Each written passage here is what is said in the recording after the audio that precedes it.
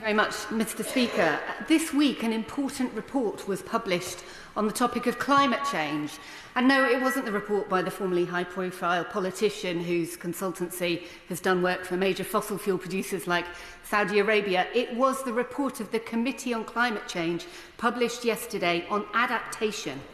That report pointed out that our approach in this country to adaptation is not working, that it needs urgent strengthening, that we are woefully unprepared for the reality of the impacts of climate change that is already with us and will get worse, especially if the flat earthers who seek to deny it and change policy direction get their way. And so I ask the Leader of the House, will she ask the Prime Minister to make a statement to the House recognising the points made in the Committee on Climate Change's report, recognising the reality of the urgency of adaptation and committing in the spending review to the funding needed to invest to ensure that this country is resilient for the future to the heat stress and the flooding that will inevitably follow if we don't tackle the reality of climate crisis?